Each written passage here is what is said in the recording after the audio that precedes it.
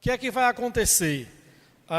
Aí nós vamos entrar agora um pouquinho na questão chamada escatologia. A palavra escatologia fala sobre o estudo dos acontecimentos, das últimas coisas, não é? Então, do futuro. Então, falando sobre esse tribunal de Cristo, quando é que vai acontecer o tribunal de Cristo? O tribunal de Cristo, ele vai se dar entre o período da grande tribulação, enquanto os ímpios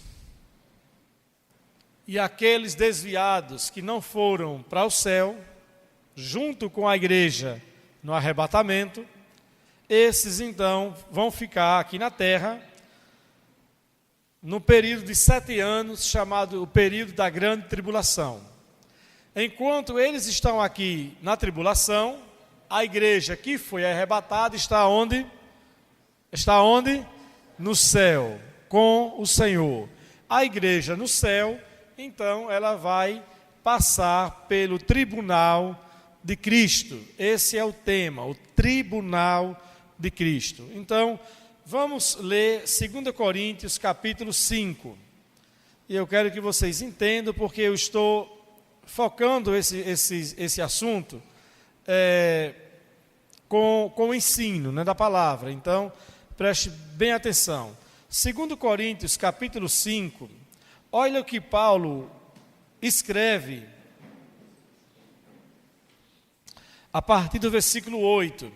Ele diz bem assim: temos, pois, confiança e preferimos estar ausente do corpo e habitar com o Senhor. Por isso, temos o propósito de lhes agradar, quer estejamos no corpo, quer o deixemos. Quando deixemos o corpo? No caso da morte, não é? E ele diz agora no versículo 10, pois todos nós devemos fazer o que, igreja? Comparecer perante o quê? O tribunal de Cristo, para que cada um receba de acordo com as obras praticadas por meio do corpo, quer sejam elas boas, quer sejam elas más. Amém?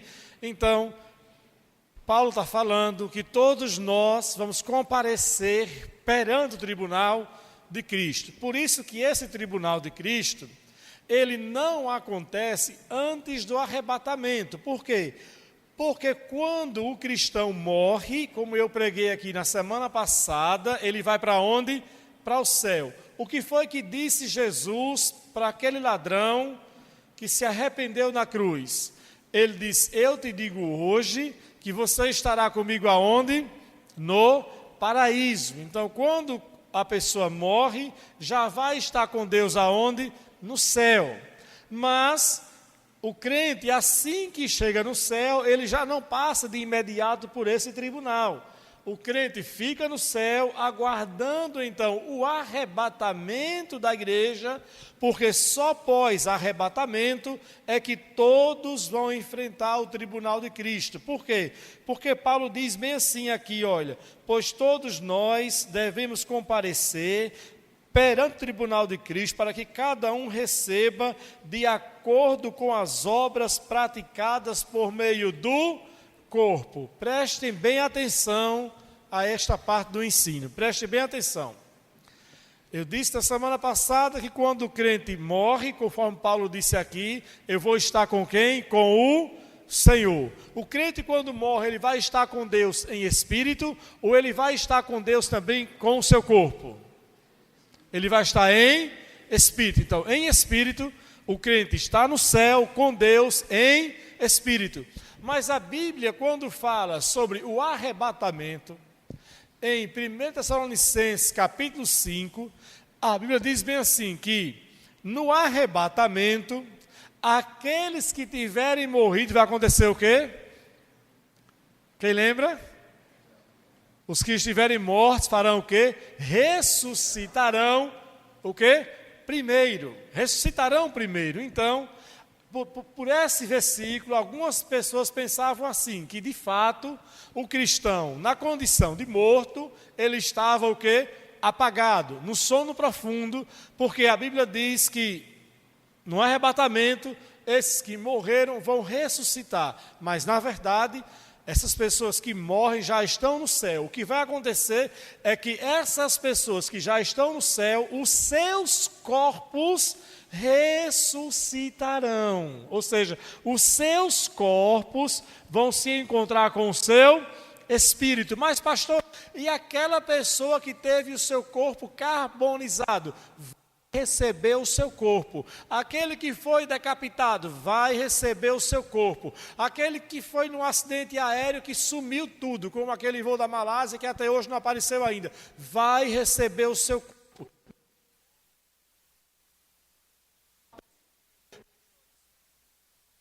Nós cremos, nós como cristãos, nós cremos na criação, num Deus sobrenatural. Amém? Nós não cremos numa evolução, nós cremos na criação. Então nós cremos em um Deus que é capaz e poderoso e que vai fazer isso. Amém?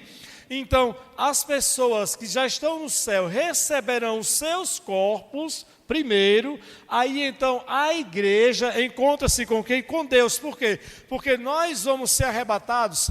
Vai ser só o nosso espírito que vai ser arrebatado ou o nosso corpo vai também?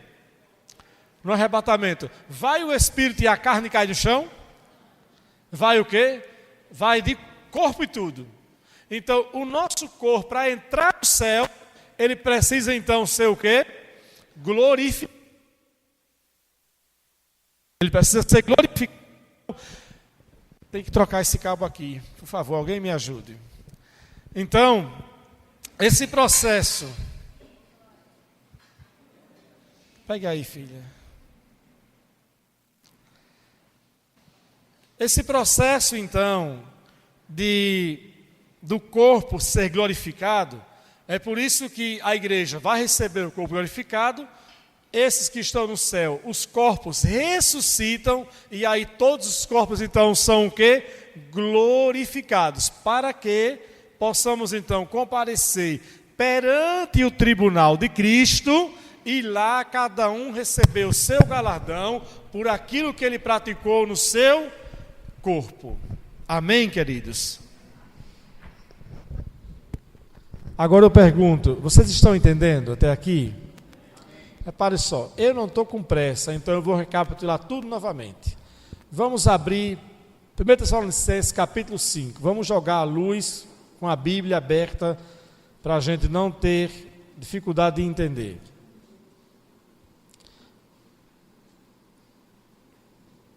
Aliás, capítulo 4.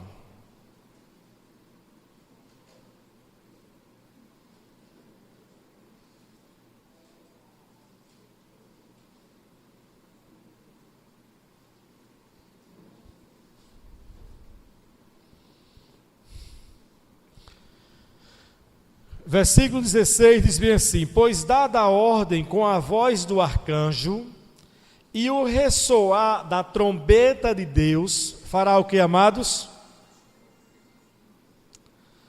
O próprio Senhor descerá dos céus, e os mortos em Cristo farão o que, amados? Ressuscitarão primeiro, depois nós, os que estivermos vivos, seremos o que, amados? Arrebatados. Com quem, amados? Com eles, nas nuvens. Para o quê? Para o encontro com o Senhor nos ares. Agora preste atenção. Este evento aqui vai se dar em uma fração de milésimos de segundo. Não vai haver assim aquela coisa bem assim: a trombeta soou no céu, os cristãos ouviram na terra, eita, é a trombeta, é um arrebatamento. Mas vamos esperar porque agora é a vez de quem? Dos mortos ressuscitarem. Depois é a igreja. Não. Tudo isso vai ser sincronizado de uma maneira sobrenatural em uma fração de milésimos de segundos. Então, a Bíblia diz que o Senhor, então, ele desce dos céus, não toca a terra, a igreja sobe, mas antes que a igreja se encontre com o Senhor Jesus, os mortos ressuscitam, e aí então se encontram com a igreja, e aí todos vão para onde? Para o céu. Aí é o que diz o texto: todos agora vão, estando lá no céu, comparecer perante o tribunal de Cristo. Então, vai haver no céu antes uma outra atividade chamada as bordas do Cordeiro. Mas eu não quero falar sobre isso, eu quero focar mais na questão do tribunal de Cristo. Então, alguns crentes pensam bem assim: mas esse tribunal então é para decidir se o crente vai ficar no céu ou se ele vai para o inferno? Essa é a finalidade, irmãos, do tribunal de Cristo? Não, não é. Porque o cristão chegou no céu, pronto, chegou lá, o seu lugar está garantido. Diga graças a Deus. Você não vai chegar no céu e dizer: você fez coisas más, volte de Malicuia para o inferno. Não, você chegou lá, ufa, cheguei, o seu lugar está o quê? Garantido. Então essa palavra tribunal, no grego, no Novo Testamento, essa palavra vem da palavra chamada bema, B-E-M-A, bema, que significa uma plataforma elevada. Essa plataforma elevada era onde os gregos, os imperadores, ficavam para recompensar os competidores quando eles estavam em lutas. E aquele que ganhava, ele comparecia perante esse tribunal, essa plataforma elevada, chamada bema, aonde ficava lá o imperador, e ele então dava o quê? O galardão, a recompensa para aquele competidor, para aquele lutador que havia ganho. Então, essa era a ideia que o apóstolo Paulo tinha quando ele estava escrevendo sobre o tribunal de Cristo. Então, não confunda tribunal de Cristo com o juízo final no trono branco. Escute bem essa palavra, ok? Diga comigo: trono branco do julgamento. Não queira estar nesse. Não confunda o tribunal de Cristo com o trono branco. O trono branco é aonde vai haver o julgamento das nações, aonde os ímpios serão sentenciados por Deus. Essa é a sentença que Deus vai dar para todos os ímpios.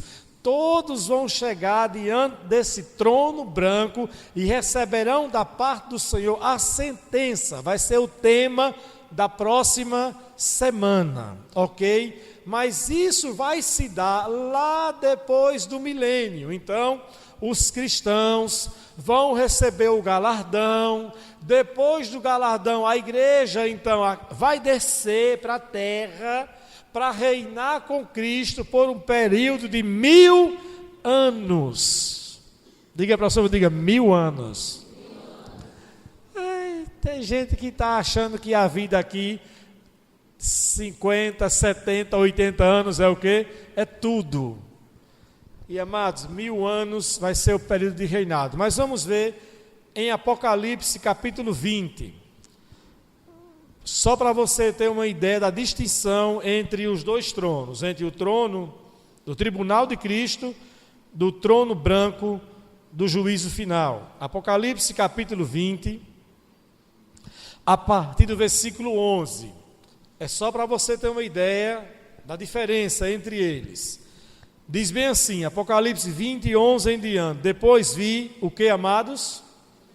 Um grande trono branco, e aquele que estava sentado nele. Quem quer estar lá nesse dia? Quem quer, levanta a mão. A irmã levantou e destrobou com a sua cabeça. Não queira estar lá. Olha o que ele diz: a terra e o céu fugiram da sua presença, e não me se encontrou lugar para eles. Vi também os mortos, grandes e pequenos. Olha aqui. Mortos grandes e pequenos não se refere a anões, não se refere a crianças. Aqui se refere sobre posições sociais, pessoas importantes, grandes pessoas importantes. Então é isso que faz aqui a referência. Olha o que ele diz aqui, grandes e pequenos, e diz mais: em pé diante do trono, livros foram que amados abertos.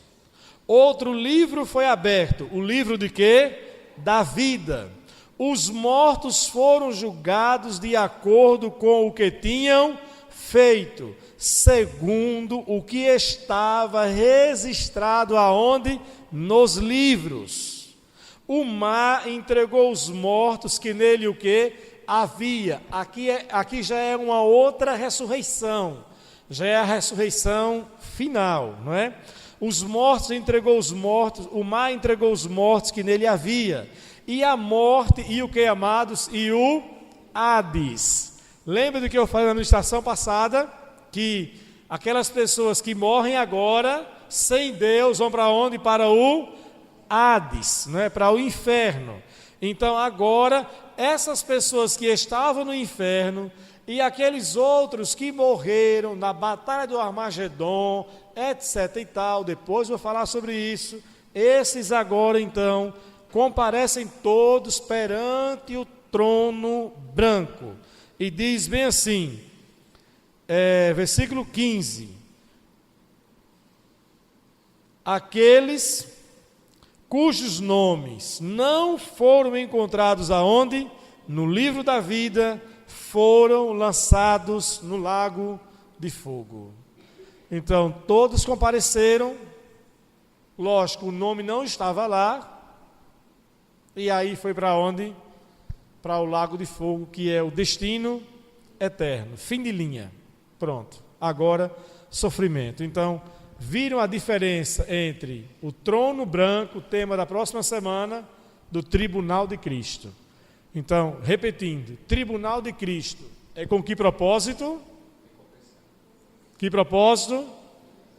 Que propósito? Recompensa. Fala comigo, o tribunal de Cristo tem um propósito de recompensar cada cristão. O trono branco é o julgamento final sobre os ímpios. Pastor, mas e o que é que isso tem a ver com minha vida agora? Tudo. Tudo. Porque esse julgamento que vai se dar no tribunal de Cristo, vai ser julgado exatamente lá. Vamos ser recompensados por aquilo que nós fazemos agora. Por aquilo que nós temos feito. Não é, repare só, não é pelo seu passado, quando você não tinha se convertido. Porque o seu passado, Jesus já apagou. Você já foi perdoado e você nasceu o quê? De novo. Então, é a sua história pós o novo nascimento. Pós o dia em que você disse sim para Deus. Amém? O sangue dele foi derramado para lhe perdoar os pecados, para lhe dar acesso ao trono de Deus, a chegar diante de Deus aonde? No céu. Agora eu e você vamos responder pela maneira como nós levamos a nossa vida aqui na terra. Ok? Então é o tribunal de Cristo. Então, vamos voltar para Apocalipse, capítulo 19. Só para poder frisar que esse acontecimento vai se dar no período enquanto está acontecendo na terra, chamada a grande tribulação, né? Algumas pessoas dizem assim, pastor, mas eu acredito que a igreja vai passar pela grande tribulação. Qual é o ponto de vista da palavra da fé sobre esse tema? Nós, como igreja, palavra da fé, nós cremos que a igreja não vai passar pela tribulação. Nós cremos que a igreja vai ser arrebatada antes da tribulação. Então, pós-arrebatamento da igreja, aí então haverá o período de 7 anos chamado da tribulação, dividido por 2 períodos de 3 anos e meio. Os primeiros 3 anos e meio haverá na terra muita prosperidade, paz, união entre os povos e tudo mais, e depois então o anticristo se mostra, revela-se quem ele é, e aí então serão 3 anos e meio de sofrimento, até culminar com a segunda volta de Jesus, que aí é quando ele volta com a igreja, e aí vai ter o confronto entre o Senhor Jesus e a besta, o anticristo, e claro, eles vão ser dizimados de uma maneira sobrenatural, apenas pelo sopro do Senhor, vai varrê-los da sua presença.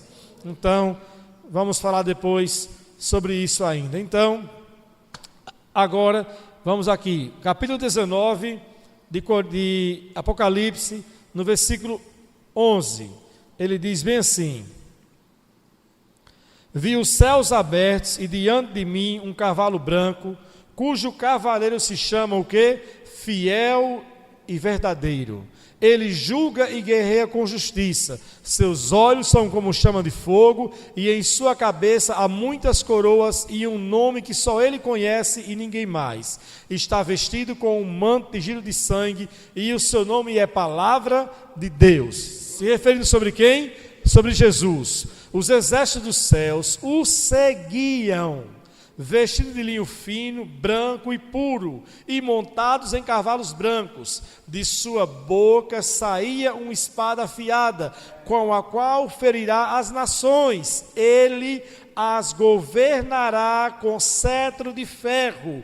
Ele pisa o lagar do vinho do furor da ira do Todo-Poderoso. Em seu manto e em sua coxa está escritos os nomes: Rei dos Reis e Senhor dos senhores. Diga aleluias.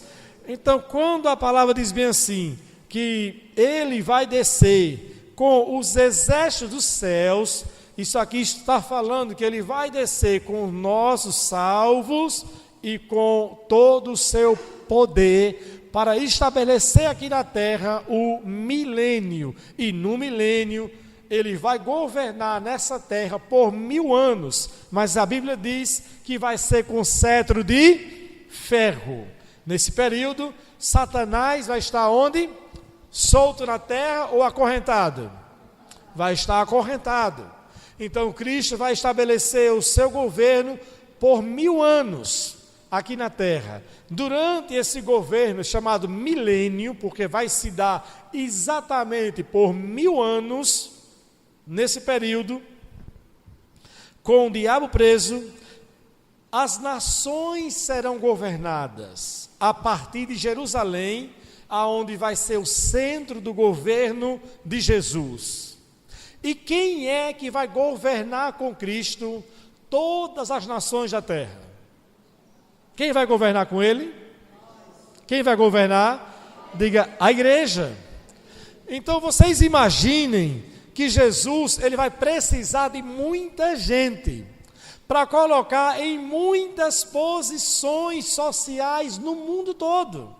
Então você pode imaginar que todos os impérios de comunicação, tudo vai ser administrado por pessoas que vieram dos céus, com o seu corpo glorificado. Então tudo que a gente vê hoje na mídia, tudo isso vai ser varrido no milênio. E Jesus vai dizer assim, eu posso fazer isso? Não, ele vai colocar o seu cetro de ferro, vai ser assim, ponto final. Não tem meia conversa. Então, a igreja, os salvos que descem com ele, para governar aqui na terra durante os 1000 anos, terão posições de presidente, governador, prefeito, vereadores, administradores, empresários, gerentes, de tudo que você possa imaginar. Então, como é que o Senhor vai definir como cada um vai receber a sua posição? Tudo isso ele vai definir aonde? No tribunal. Quando comparecermos perante o tribunal, então ele vai anunciar qual é a recompensa que cada um vai receber. E ele vai dizer assim: servo bom e fiel, você foi fiel naquilo que eu lhe confiei, você vai governar um continente inteiro. E aí você pode imaginar bem assim: ah, pastor, então para isso vai ter que ser alguém que já saiba governar. E, amados, todos nós estaremos com o nosso corpo glorificado, a nossa mente vai estar a 1000 por hora, então não vai faltar em nós habilidade nenhuma, e Deus vai confiar a essas pessoas a posição não conforme o padrão que hoje as pessoas são escolhidas.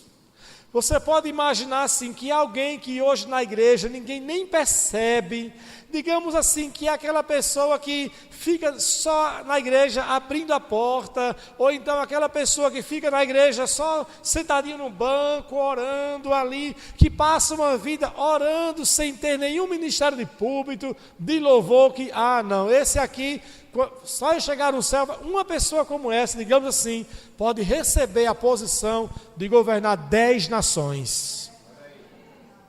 Porque Deus, ele olha por outro prisma.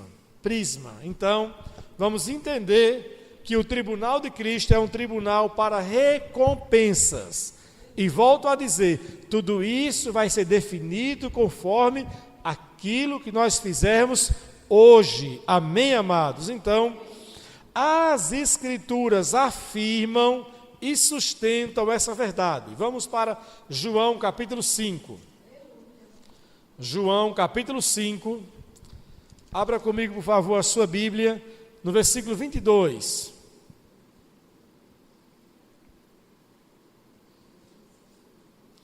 Diz bem assim, João 5, 22 e 23, ele diz: além disso, o Pai a ninguém julga, mas confiou todo o julgamento a quem? Ao Filho, para que todos o honrem. O Filho como honra o Pai. Aquele que não honra o Filho, também não honra o Pai que o enviou. Então observe que Jesus, ele é aquele que vai julgar. O Pai confiou todo o julgamento em suas mãos. E o julgamento vai começar primeiro pela igreja. Diga para você, diga, a igreja que somos nós, seremos julgados primeiro. 1 Pedro capítulo 4.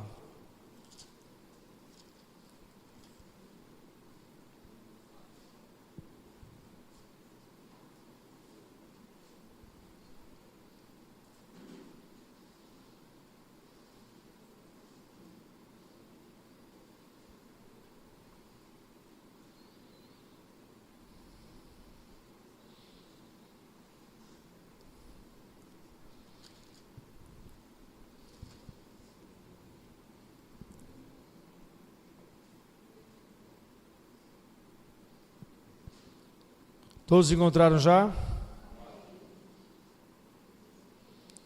Ele diz bem assim no versículo 7. Ele diz bem assim: o fim de todas as coisas está o quê? Próximo. Sejam o que, amados? Criteriosos. E estejam alertas. Dediquem-se a oração. Amém? Ele diz, já está chegando o dia, o fim. O dia de quê? De Deus julgar o quê? A sua própria igreja. Então, o que devemos fazer? Prestar atenção como estamos levando a nossa vida. Eu disse aqui na semana passada que a Bíblia diz que a vida de um homem, em Tiago 4,14, é como o quê, amados? Como um vapor. E tem pessoas que pensam que vão viver a vida inteira, que nunca vão passar pela morte. Então todos nós passaremos pela morte, e como cristãos o que nos aguarda é o tribunal de Cristo. Por isso nós devemos prestar atenção nas motivações que nos levam a correr a nossa corrida como cristãos, na forma como estamos vivendo. temos que pensar assim: bom, o que eu estou fazendo? Como eu estou vivendo? Eu estou levando a minha vida na perspectiva terrena ou na perspectiva o quê?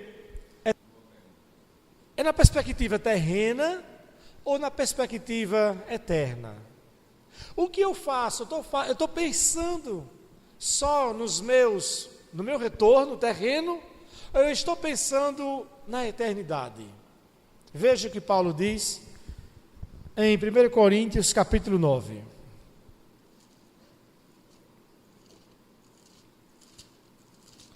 Primeiro Coríntios capítulo 9.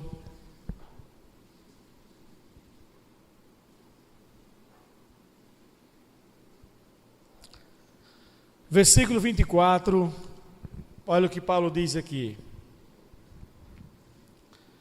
Vocês não sabem que todos os que correm no estádio, apenas um ganha o que, amados? O prêmio. Lembrando aqui, aonde era que essa pessoa recebia o prêmio? No tribunal, chamado de quê? Bema, né? E ele diz agora aqui, vocês não sabem que só um ganha o prêmio? Todos os que competem nos jogos se submetem o quê? A um treinamento rigoroso para obter uma coroa que logo que, amados, perece. Mas nós o fazemos para ganhar uma coroa que dure para sempre. O que é que Paulo está mostrando aqui? Paulo está mostrando assim, que os atletas, eles vivem com a sua perspectiva, o quê? Terrena. E ele diz, mas eu pauto a minha vida por uma perspectiva, o quê? Eterna. Não para ganhar uma coroa que perece, mas para ganhar uma coroa na glória. Então, Paulo está falando de quê? De duas recompensas. A recompensa terrena, que é uma coroa, que é uma medalha, não é? Que é um caneco, que é um troféu. Mas ele está falando na perspectiva celestial, que é uma coroa. E essa coroa, ele diz que vai durar para sempre. A Bíblia fala das recompensas sobre alguns tipos de coroas. E dentre essas coroas, do que ele está dizendo aqui, Paulo, que essa coroa vai durar para sempre. Então, o cristão, ao receber a sua coroa, ele vai andar com essa coroa.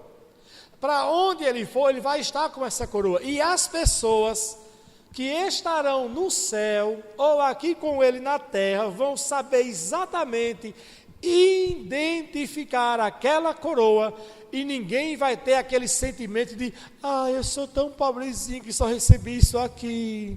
Ninguém vai ter, não, porque todos saberão que Jesus julgou com justiça. Estarão felizes só por estar no céu, mas reconhecerão que aquela pessoa é digna de tamanha honra, que ele fez a sua vida terrena, pautou a sua vida terrena com a perspectiva celestial. Agora eu pergunto, é fácil você viver nesse mundo de hoje, pautando a sua vida com a perspectiva celestial? É fácil, queridos? Não. Também não é fácil para os atletas ganharem o prêmio. É fácil? Não. Quantos conseguem? Quantos se tornam campeões? Quantos chegam no topo? Não é assim? Muitos chegam? Não. Então, como é que as pessoas fazem? Paulo diz, ele diz bem assim, olhe, versículo 26, sendo assim, eu não corro como quem corre sem alvo, eu não luto como quem esmurra o ar, mas eu faço o quê? Eu esmurro o meu corpo e faço dele meu escravo, para que depois de ter pregado a outros, eu mesmo não venha a ser o quê? Reprovado. Outras versões, Paulo diz assim, olha, eu esmurro o meu corpo para que ele não faça aquilo que ele quer, mas ele faça aquilo para alcançar o propósito. Ou seja, muitas vezes, olhe para cá, a minha e a sua carne não vai querer fazer as coisas, a perspectiva o quê? Eterna. Às vezes a gente vai querer fazer aquilo que é mais fácil, que a carne quer, que a carne gosta. Mas aí você tem que abdicar, sabendo que você tem que crucificar a sua carne, que você tem que abrir mão do seu conforto, que você tem que abrir mão daquele tempo de lazer, daquela situação, daquela condição, porque existe algo eterno envolvido. E como tem algo eterno envolvido, e o anseio do seu coração é alcançar também a sua coroa na glória, você vai abdicar. Amém? E eu sei que não é fácil, irmãos, não é fácil. Abdicar não é fácil. E por isso que estamos ministrando nesses dias sobre esse tema. Porque a igreja, de uma maneira geral, ela está doente. A igreja, de uma maneira geral, ela está doente. Está doente porque os cristãos hoje estão assim cheios de mimimi. Porque só querem fazer aquilo que é conveniente. Querem ouvir a verdade que lhe é o quê?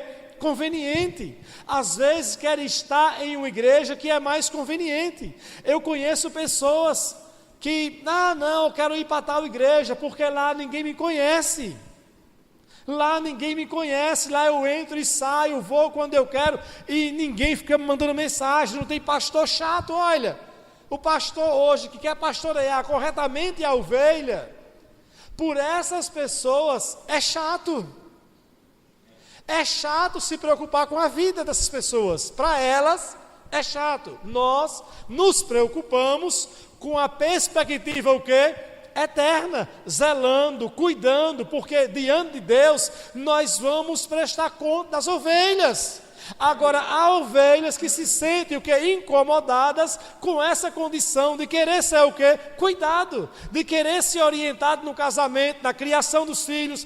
Pastor, fale outra coisa, mas do meu filho não. Não, nós queremos o seu bem. Temos que falar de você, do filho, orientar casamento, orientar a sua vida espiritual como um todo. Por quê? Porque nós temos uma responsabilidade perante Deus. Mas aí tem gente que vaza, fala, não, eu quero ficar numa igreja onde ninguém sabe quem eu sou, eu entro e saio, eu faço o que eu quero da minha vida, eu posso ir para um lugar, para outro, e ninguém está me observando, pronto, é isso que eu quero.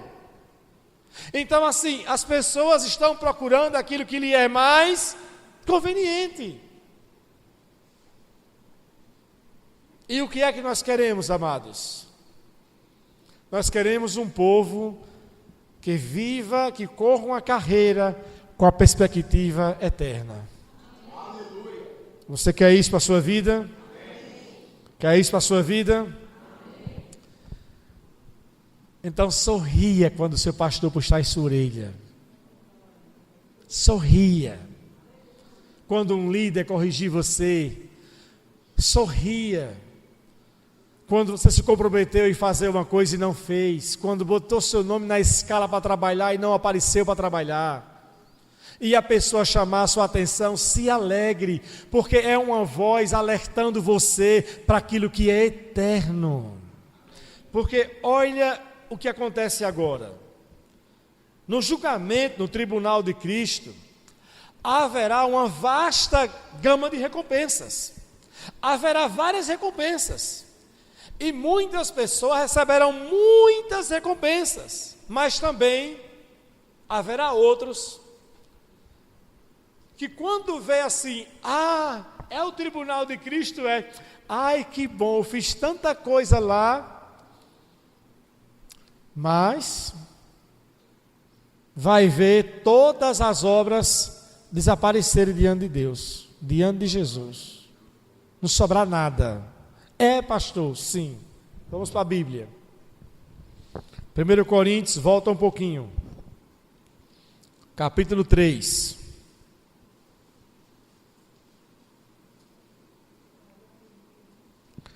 Primeiro Coríntios 3, versículo 10. Em diante, Paulo diz bem assim: conforme a graça de Deus que me foi concedida, eu, como sábio construtor, fiz o que, amados? Lancei o alicerce. Olhem para cá agora, preste atenção. Qual é a coisa mais importante em uma obra? É o que, amados? O alicerce, não é? Sim ou não? Sim. Então, quem é o alicerce da nossa vida espiritual? É quem? Jesus. Diga, Jesus é o alicerce da minha vida espiritual. A Bíblia chama ele da pedra o quê? Angular. Infelizmente hoje, nas construções, não se usa mais a pedra angular como se usava naquela época medieval. Naquela época, as construções, elas partiam da pedra angular. E essa pedra angular era uma pedra muito difícil de ser encontrada. Mas para encontrar essa pedra, eles tinham que cavar, às vezes, em lugares, até achar a pedra que tinha o formato adequado, que ela seria colocada em uma posição na construção, que tudo seria alinhado a partir desta pedra. E Jesus disse que ele era essa pedra angular, que os construtores rejeitaram. Se referindo a quem? Aos judeus, que rejeitaram ele como a pedra angular. Então, nós temos Jesus Cristo como centro da nossa vida. O que é que nós somos, irmãos? Cristãos. Eu, particularmente, não gosto da expressão crente. Eu não gosto de me apresentar como crente no lugar. Se você é o que? Crente? Não. Eu me apresento como crente. Você é cristão. Porque crente é aquele que crê em qualquer coisa. Então, dizer que você é crente é uma afirmação indefinida. A não ser que você queira, assim, dar uma de João sem braço. Você não quer dizer muita coisa, fala, você é crente. Mas quando perguntam, o que é que você é? A primeira coisa que eu falo, eu sou um cristão. E o que é que significa ser um cristão? É ter Cristo como centro da sua vida. Amém? Então a nossa vida, ela deve ser alinhada a partir de Cristo. Ele é a base, ele é o alicerce. E Paulo disse bem assim: eu já lancei o alicerce, eu já preguei para vocês, eu já anunciei para vocês, vocês já aceitaram, vocês já se arrependeram, reconheceram Cristo, então ele é a base, vocês já têm o alicerce que é ele. Agora ele adverte a segunda parte, ele diz bem assim, no versículo seguinte ele diz, aliás, dentro ainda ele diz, o outro está construindo sobre ele. Contudo, veja cada um como constrói. Escute só, queridos. Ter um grande alicerce é a garantia absoluta de que a casa poderá não cair? Sim ou não? Não. Deveria, mas não é. Por que não é? Porque o alicerce não garante. Por que não garante? Porque vai depender como você vai levantar o quê? As estruturas, as colunas, vai bater a laje, vai usar que material você vai usar? Então, o alicerce é a parte mais importante, mas não é tudo. Estão entendendo? Aí Paulo diz bem assim, Cristo é o fundamento. Agora veja como é que vocês vão construir a vida de vocês. Diga para o seu irmão, preste atenção. Diga, e essa série de ministrações tem o propósito de despertar o seu coração, para que você veja bem como é que você está edificando a sua vida espiritual.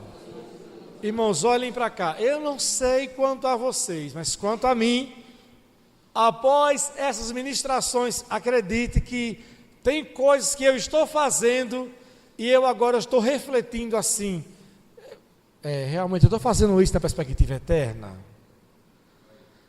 Mas assim, será que a minha motivação está sendo 100% eterna ou eu não estou assim, com outro interesse nisso aqui? Estão entendendo? Então, aí quando eu começo a duvidar, eu falo, Senhor, afasta essa situação do meu coração, Senhor, porque eu não quero fazer isso pensando nisso, eu quero fazer tão somente motivado pela eternidade. Amém? Então observe como essa palavra começa a trazer uma pureza no nosso coração e nas motivações, naquilo como nós pautamos a nossa vida. Aí Paulo diz bem assim agora, continuando ele diz: porque ninguém pode colocar outro fundamento além do que já está posto, que é quem? Jesus Cristo. Se alguém constrói sobre ele, usando o que, amados? Ouro, prata, pedras preciosas, madeira feno ou palha, a sua obra será o que? Revelada, mostrada, porque o dia a trará a luz, pois será revelada pelo fogo, que provará a qualidade da obra de cada um. Se o que alguém construiu permanecer, esse receberá o que, amados? Recompensa. Se o que alguém construiu se queimar, esse sofrerá o que, amados? Prejuízo, dano. Contudo, será salvo como alguém que escapa através do fogo. Olha o que Paulo está dizendo. Olha bem assim. No dia, quando comparecermos no tribunal de Cristo, vai dizer bem assim: Kelmer Cruz, compareça. Chega aqui. Chegou o Kelmer. Então ele vai dizer que as obras de Kelmer sejam mostradas. Aí vai aparecer as obras de quem? De Kelmer. Tudo que ele fez. Lembra do que disse Coríntios? Que todos compareceremos perante o tribunal para receber a recompensa por aquilo que fizemos através do nosso corpo. Então as obras de Kelmer vão aparecer. Fez isso, fez aquilo, fez. Aí diz, o fogo então vai provar. E a presença de Deus então vai manifestar. Se aquilo tudo que ele fez foi com a motivação que? Eterna. Se foi construído com ouro, prata, pedras preciosas, o Senhor vai dizer, servo bom e fiel. Ou, se tudo aquilo que foi feito, de repente, não sobrou nada, ele vai dizer bem assim, olhe, eu tinha para você algo tão grande, tantos galardões, mas você fez muito, mas não fez pela motivação correta. Contudo, você está salvo. Ele disse bem assim, na palavra, disse assim, olha, foi salvo por pouco. Por pouco. Você não vai para o inferno, não. Está salvo. Pode ir, servo bom e fiel. Agora eu pergunto para vocês, o tribunal para Kelmer foi bom ou foi ruim? Foi bom porque ele está salvo, foi salvo por pouco. Olha só, a expressão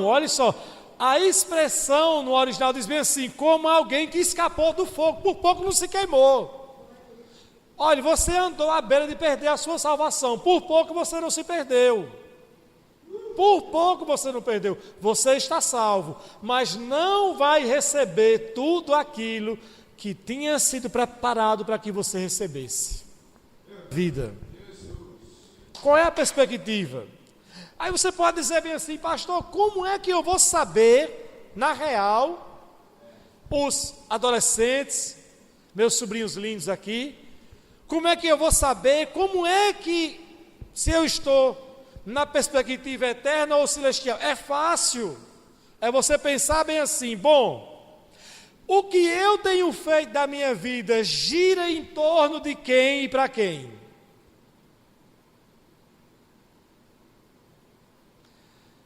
Tudo que você faz gira em torno de quem? De você mesmo? Tudo que você faz visa beneficiar quem? Você mesmo? Você é bom para quem? Para você mesmo? Quando você faz um ato de bondade, você faz visando levar uma vantagem? Você já está vendo lá na frente, dando uma volta, e a pessoa toda, ai, que bom que você trouxe isso para mim, mas por trás você tem uma outra intenção. A sua vida, o que você pauta, os seus recursos, o que você tem feito deles, como é que você está construindo a sua vida? Prata, ouro ou madeira, palha e feno? Tudo isso, esses elementos não resistem ao quê? Ao fogo. Os 3 primeiros, sim.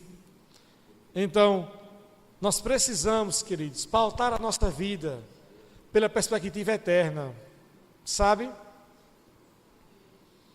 Você olha para uma obra dessa missionária, você olha para aquilo que essas pessoas estão fazendo no Nepal ou na África, cuidando dessas crianças. Você vê Violeta, que abdicou da vida dela e está ali cuidando de uma quantidade tão pequena de crianças. E alguém pode dizer bem assim, tá, grande coisa essa mulher está fazendo lá no Nepal, tomando conta de 20 criancinhas. Você está dizendo isso em que perspectiva? Sabe, olhe, nós não vamos ser julgados por Deus, não é por aquilo que fizemos, não. O julgamento que vamos receber no tribunal de Cristo vai ser assim: você fez aquilo que você quis fazer ou você fez aquilo que eu mandei você fazer?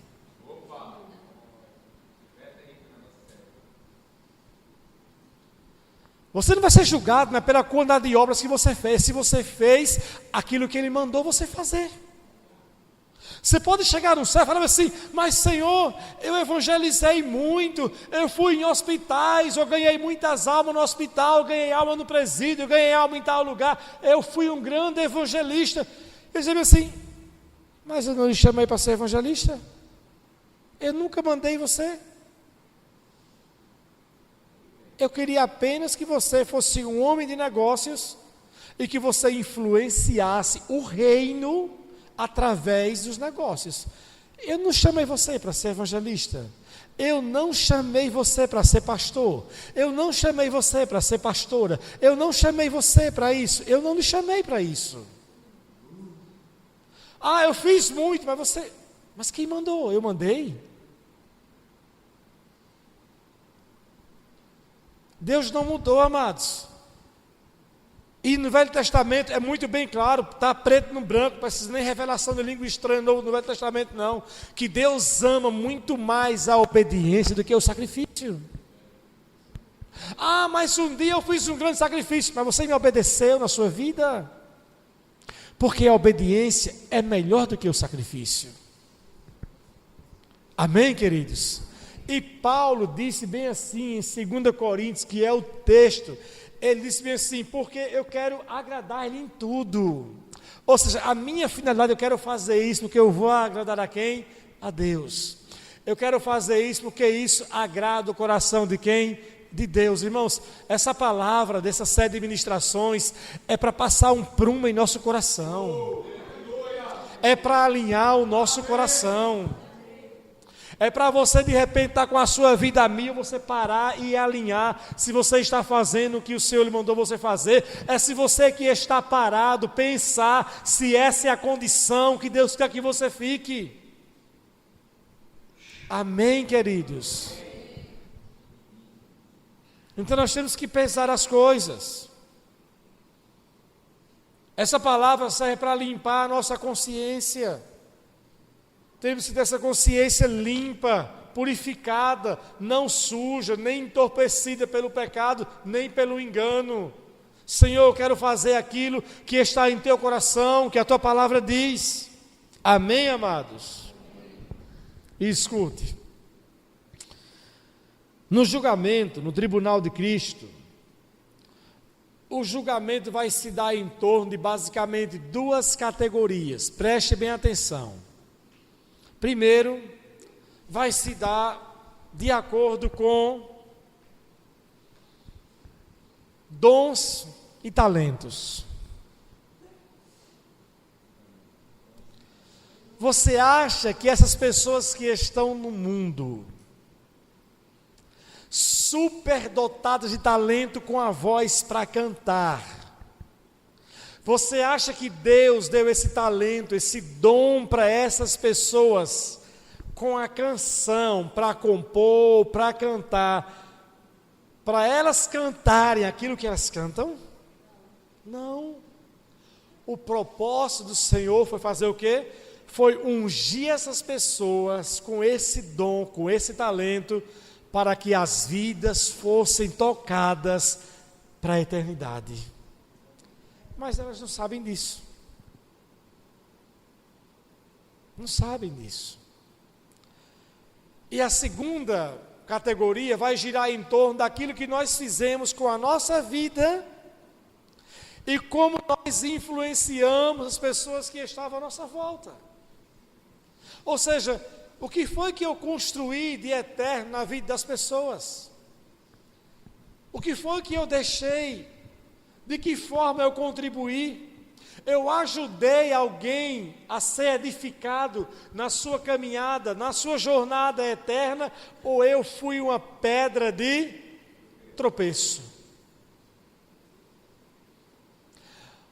O meu procedimento agradou a Deus ou o meu procedimento trouxe tristeza? Eu estou sendo uma bênção para as pessoas ou eu estou sendo um empecilho para as pessoas, para que elas cheguem até Deus? Vamos para Romanos capítulo 14. Romanos 14.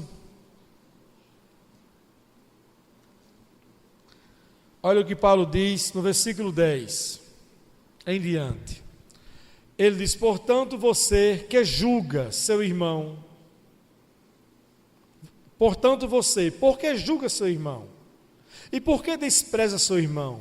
Pois todos faremos o que, amados? Compareceremos diante do tribunal de Deus ou de Cristo.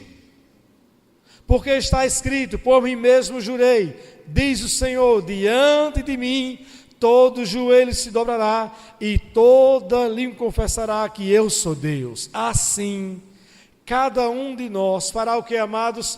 Prestará contas de que, amados? De si mesmo a Deus.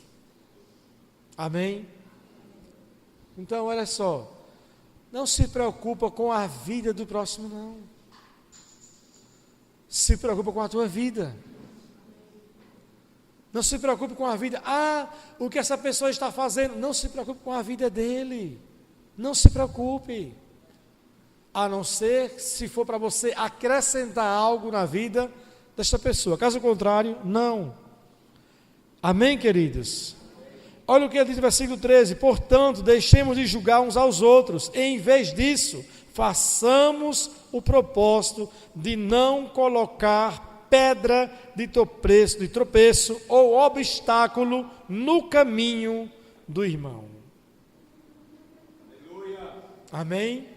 Então nós não temos que colocar pedra no caminho de ninguém.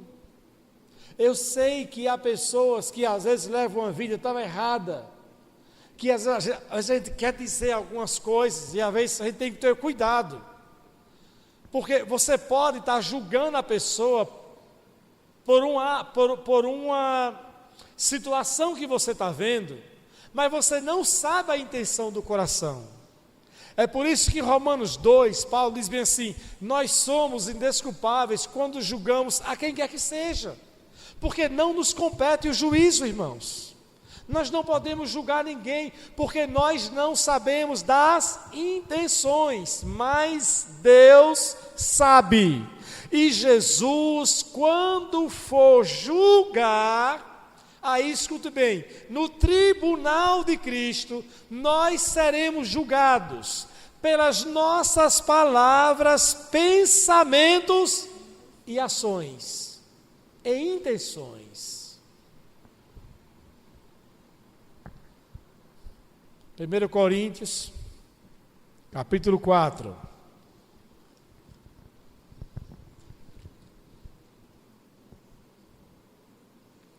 1 Coríntios 4.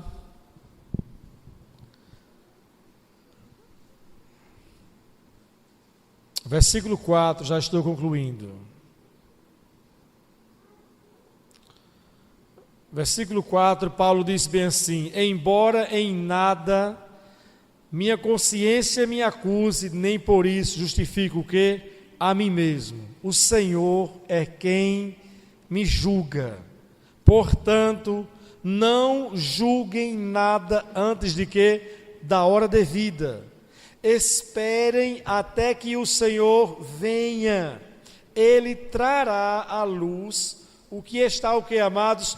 Oculto nas trevas, e manifestará as intenções dos corações. Nessa ocasião, cada um receberá de Deus a sua aprovação, ou não. Amém? Então nós não podemos julgar nada. Nada.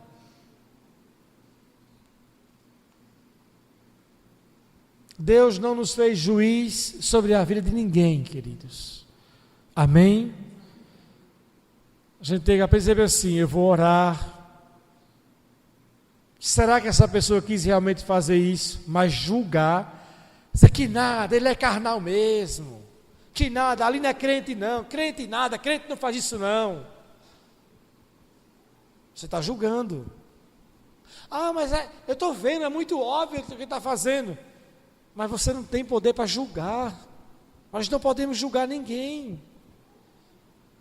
E mais, diz bem assim a Bíblia: com a medida que você usar para julgar os outros, vai ser usada para você ser julgado. E você quer ser julgado com a mesma medida que você julga os outros? Não. Nós temos que ter o que, irmãos? Misericórdia. Amém?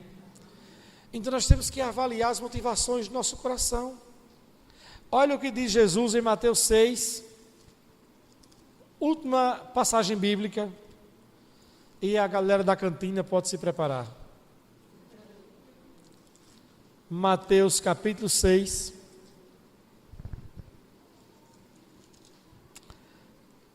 Olha o que ele diz, versículo 1 em diante: tenham o cuidado de não praticar suas obras de justiça, entre aspas, diante dos outros, para serem vistos por quem? Por eles. Se fizerem isso, vocês não terão, o que, amados? Nenhuma recompensa. Sabe aquela coisa, sabe assim? Ah, está fazendo para se aparecer, não é? Está fazendo para tocar trombeta. É, porque eu fiz mesmo. É, eu fiz para isso mesmo. Cuidado. Eu sempre digo aqui na igreja, quando eu falo bem assim, olha, eu digo bem assim na igreja: eu faço isso em termos de missões, eu faço isso com a minha família. Eu digo bem assim, irmãos, estou falando isso, é para me gloriar. E aí Deus sabe da intenção, que não é se gloriar. Eu digo bem assim, eu estou fazendo isso, é porque nós como pastores somos o quê? Exemplos. Mas não é com um ar de vanglória. Versículo 2, ele diz: portanto, quando você der esmola, não anuncie isso com trombetas, como fazem os hipócritas nas sinagogas e nas ruas, a fim de serem honrados pelos outros.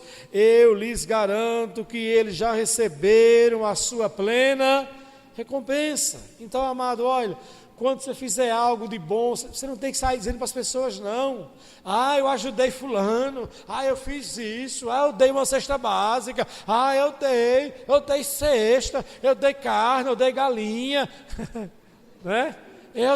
Eu fiz isso, eu dei, e está recebendo agradecimentos, está recebendo tapinha nos ombros. Aí disse bem assim o Senhor: você já recebeu a sua recompensa. Mas se você tivesse feito com a motivação de 100% para agradar a Deus, você não ia esperar receber nada. Nada, ok? Não estou falando isso por causa dos irmãos que doaram a melancia, o negócio aí não, tá? Até ninguém saberia se eu não tivesse dito, né? Ninguém saberia se eu não tivesse falado. Então, mas repare só. A pessoa doou com a intenção 100% eterna. Por exemplo assim, o berçário está aí. Por falar nisso, falta R$500 para a quarta-feira, tá? Oportunidade boa de você fazer uma boa obra para ganhar um galardão lá no céu. Aí, o berçário está aí, né? Aí, tudo bem, eu preciso de 5 pessoas para doar R$100 para o berçário. Amém? Vou levantar a mão. Aí, as 5 pessoas me entregaram R$100 cada uma. Aí no próximo domingo eu chego aqui e falo: irmãos, graças a Deus, os móveis estão montados no do berçário. Agradeço a Deus porque depois do culto 5 pessoas me procuraram e deram a oferta. E eu realmente quero agradecer ao irmão fulano de tal, à irmã Maria, a José, a João. Deus abençoe vocês. Aí o outro está lá, oxente, e não falou meu nome. Não falou meu nome. Aí, negoção eu dei, e na hora de agradecer nem lembrou do meu nome.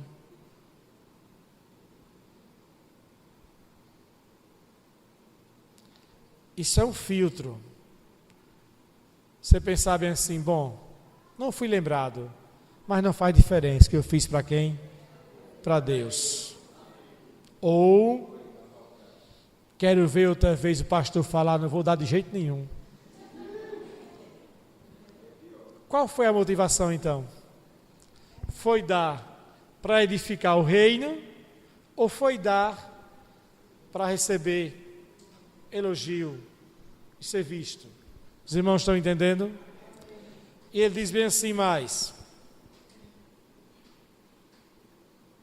mas quando você der esmola, que a sua mão esquerda não saiba o que você está fazendo com a direita. Aí, ele diz bem assim no 4: de forma que vocês prestem ajuda em segredo, e seu pai, que o vê, o que é feito em segredo, o recompensará. Amém? É por isso que eu tenho afirmado isso, que no dia do tribunal de Cristo vai ser muitas emoções, porque muitos vão entrar assim tão confiantes das suas obras e vão sair murcho, mas feliz por estar onde? No céu. E outros que vão entrar assim tão despretensioso: Jesus, eu não fiz mais do que a minha obrigação, Jesus. Eu não fiz mais do que a minha gratidão ao Senhor. Eu era perto do Senhor, me salvou. O que eu fiz foi pouco ainda. Tem alguma coisa para mim ainda aí? A Jesus: sim, servo bom e fiel. Fosse fiel no pouco, eu vou te colocar sobre 10 cidades. Você vai governar, porque você mostrou um coração o quê? Puro. Amém? Então, é isso que vai representar para nós o tribunal de Cristo. Agora eu pergunto para você, conhecedor dessa verdade agora, como você vai pautar a sua vida? Como? Com a perspectiva eterna ou terrena? Deixe o dia dizer. Deixe que o tempo vai dizer. Eu só sei de uma coisa: o reino de Deus é muito vasto. Tem muita coisa para ser feita no reino de Deus. Tem muitas pessoas que cruzam o nosso caminho. Tem muitas situações que é Deus quem cria, que nos dá a oportunidade de sermos o que? Bênção para as pessoas, e nós nos retraímos e só pensamos em nós mesmos.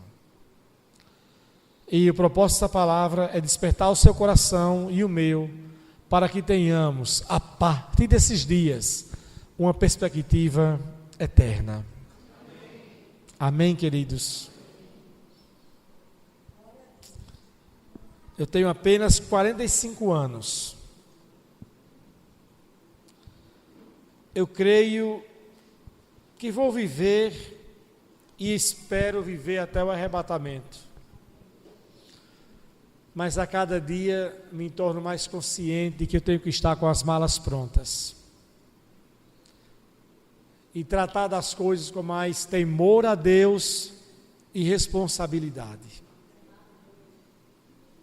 Isso é o que mais tem movido no meu coração nesses dias. Tenho tido sonhos. Claro, por eu estar estudando sobre esse assunto. E fazendo com que as coisas tenham um peso maior de temor a Deus por conta da perspectiva eterna. Querido, edifique a sua vida sobre a rocha. Eu amo essa igreja. Amo cada ovelha que o Senhor trouxe para esse rebanho. E estou fazendo questão até de que aqueles que não têm vindo para a igreja, de conversar, para saber bem, olha só, qual é a sua situação na igreja? Você se sente membro dessa igreja? Sim, se sim, você tem que rever a sua vida, porque você tem sido um membro muito ausente da igreja. Não, eu não quero mais estar aqui. Então Deus te abençoe, vá em paz, e eu não tenho mais nenhuma responsabilidade espiritual sobre a sua vida, porque eu quero cuidar dos que estão querendo ser cuidados, mas também eu não quero ter a responsabilidade por aqueles que não querem agir de acordo com a sua palavra, com a palavra de Deus, como um cristão. Amém, queridos? Vocês que estão aqui estão na bênção, amém? Vamos ficar em pé em nome de Jesus.